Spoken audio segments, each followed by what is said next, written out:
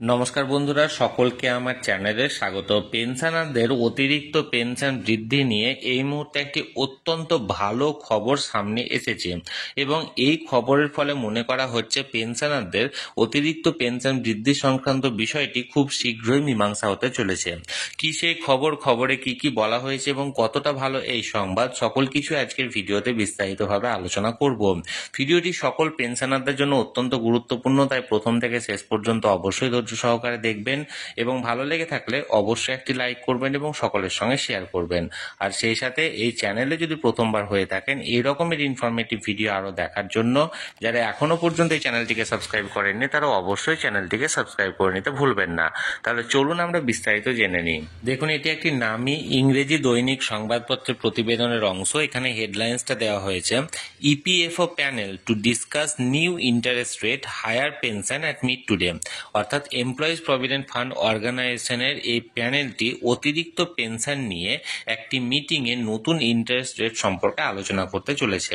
দেখুন কি বলা হয়েছে, a meeting of the central board of trustee অর্থাৎ CBT of the employees provident fund organisation অর্থাৎ EPFO schedule here on Friday will discuss the interest rate to be recommended for PF deposit for the coming financial year and review the implementation of the Supreme Court order on higher PF pension। অর্থাৎ central board of trustee সিবিটির তরফ থেকে ইপিএফওর যে CBT committee আছে সেই কমিটির তরফ থেকে একটি মিটিং অনুষ্ঠিত হতে চলেছে এবং যে মিটিংয়ের এজেন্ডা হলো আগামী যে ফাইন্যান্সিয়াল ইয়ার, সেই ফাইন্যান্সিয়াল ইয়ারে পিএফএ যে ডিপোজিটগুলো করা হচ্ছে তার নতুন ইন্টারেস্ট রেট কি হবে, অর্থাৎ 1 এপ্রিল থেকে কি ইন্টারেস্ট রেট কার্যকরী করা হবে এবং তার পাশাপাশি সুপ্রিম কোর্ট যে অর্ডার দিয়েছে হায়ার প্রভিডেন্ট ফান্ড পেনশন অর্থাৎ যেটা ইপিএস 95 পেনশন নিয়ে, সেই ইপিএস 95 পেনশনের উপর সুপ্রিম কোর্টের অর্ডার নিয়েও পর্যালোচনা করা হবে। The meeting of the CBT, the tripartite body consisting of representatives from employees, employer and the union and state government will also discuss a proposal to make significant changes to the employees deposit linked insurance scheme অর্থাৎ EDLI.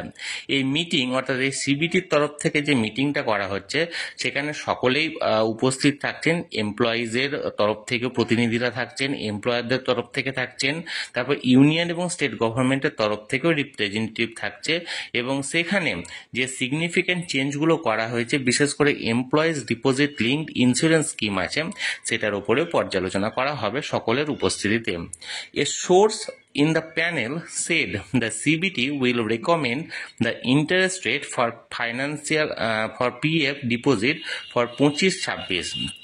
একটা সোর্সের তরফ থেকে বলা হচ্ছে, মানে সিবিটির তরফ থেকে একটা সোর্সের তরফ থেকে বলা হচ্ছে যে এই প্রভিডেন্ট ফান্ডে যে ডিপোজিট আছে সেই ডিপোজিটে 25-26 ফাইন্যান্সিয়াল ইয়ারের তরফ থেকে নতুন ইন্টারেস্ট রেট রিকমেন্ড করা হবে।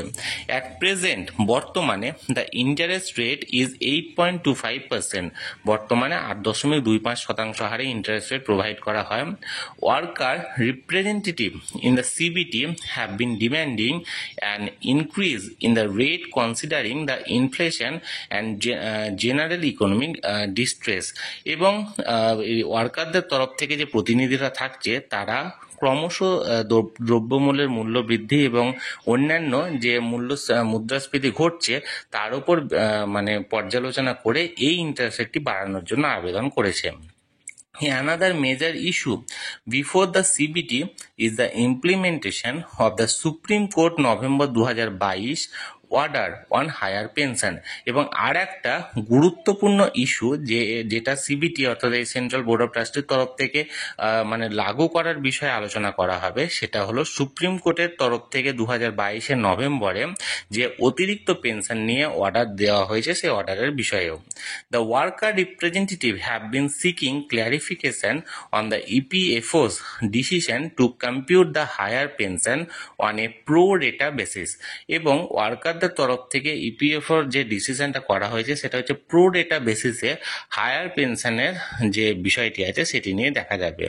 The EPFO in a recent circular to its regional offices had maintained that the pro rata calculation of pension is provided in para 12 of the employees pension scheme and is equitable।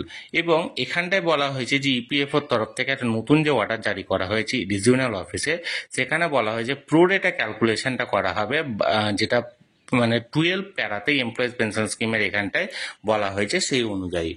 Treating both categories of pensioner, that is pensioner under wage ceiling and those with higher wages on the equal footing, অর্থাৎ প্রত্যেকের বিষয়টি এখানে পর্যালোচনা করা হবে। The circular added that the Supreme Court had also not found to provision ultra vires. Accordingly, Labour Ministry has agreed with the computation of pension on pro rata basis for the pension on higher wage cases, the EPFO said।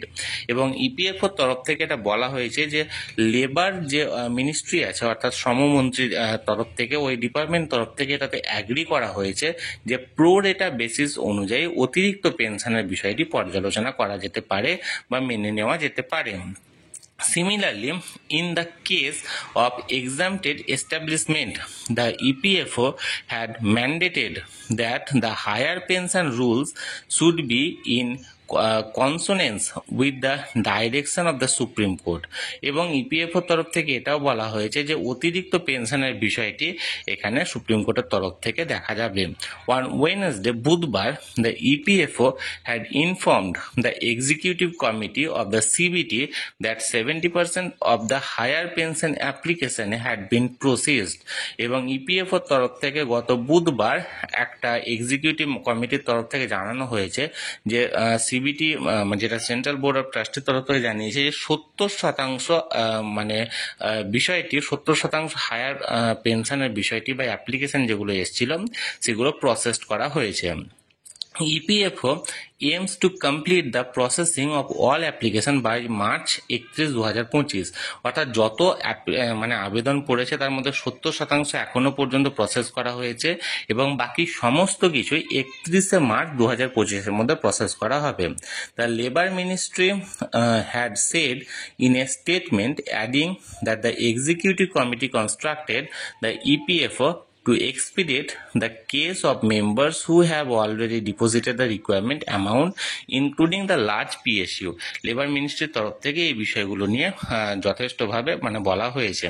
The EPFO is learned to have proposed changes to the EDLI scheme, অর্থাৎ employees deposit links insurance scheme, যেটা সেই insurance স্কিমের ওপরে EPFO নতুন নতুন বিভিন্ন রকমের পদক্ষেপ নিয়ে আসছে। At present, there is no benefit if a worker dies within a month of joining the scheme। বর্তমানে 1 মাসে জয়েন করার পরে যদি কোনো ওয়ার্কারের মৃত্যু ঘটে থাকে তাহলে সেক্ষেত্রে কোনো রকম কোনো বেনিফিট দেওয়া হয় না। The proposal is to provide at least 50,000 to the worker family in the event of death. এবং নতুন যে প্রপোজাল করা হয়েছে সেই প্রপোজালে অন্ততপক্ষে 50,000 টাকা সেই লেবার বা ওয়ার্কারের মানে ফ্যামিলিকে দেওয়ার প্রস্তাব দেওয়া হয়েছে। If any death worker within 6 months to the compensation has to B increased according to the new proposal. এবং 6 মাসের ওপর মানে 6 মাসের মধ্যে যদি সেই ওয়ার্কারের মৃত্যু ঘটে তাহলে সেই অনুযায়ী এই যে প্রপোজালটা আছে সেটা আরো ইনক্রিজ করতে হবে বা বাড়াতে হবে।